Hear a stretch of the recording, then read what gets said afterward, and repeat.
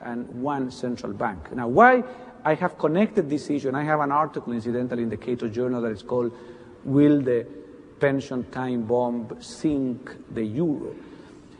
The easiest way out of a social security crisis is to diminish the benefits through inflation.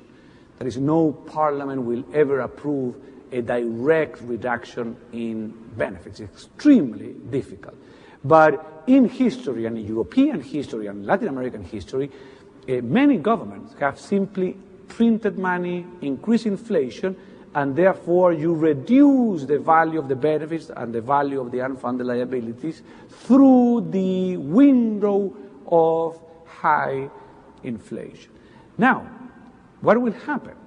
That in the board of the European Central Bank, and I'm studying that very closely, there are representatives from countries like Holland, who has a good funded system, or like the UK. Well, the UK is not in the euro, but if the UK were to come, and some of the Central European countries that are entering the euro, that when the Italian representatives say, look, we have an enormous problem in Italy, we have a social crisis, almost revolution, we need inflation in order to decrease the benefits, the representative from the funded countries, as I call them, will say, no way.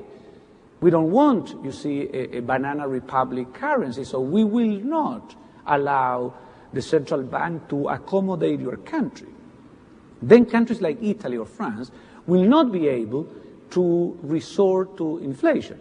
And therefore you will have this crisis at the core of monetary union. So I believe that at that moment, the European central bankers, the treasury secretary, the responsible people will say, if we want to keep one Europe, we have to move toward a reform like this that at the end of the day solves the problem of the huge unfunded liabilities of the European countries. So my vision, and I have been telling this to European leaders, I met Romano Prodi, who was president of the European Commission and may be the next Italian Prime Minister.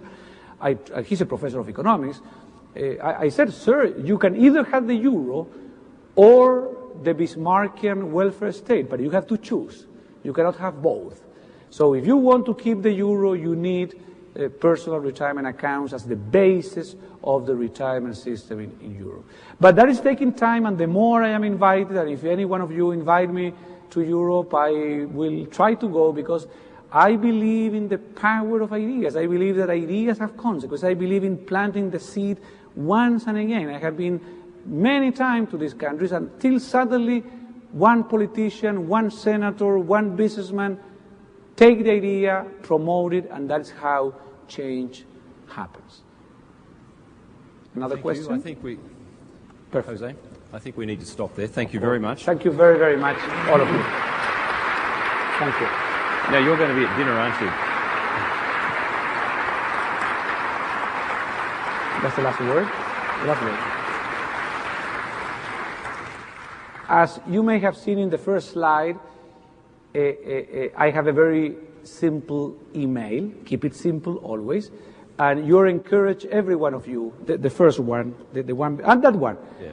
If any one of you has a doubt, want more information, want whatever, please, feel free. I am Jose@chile.com. Thank you very much. Thank you.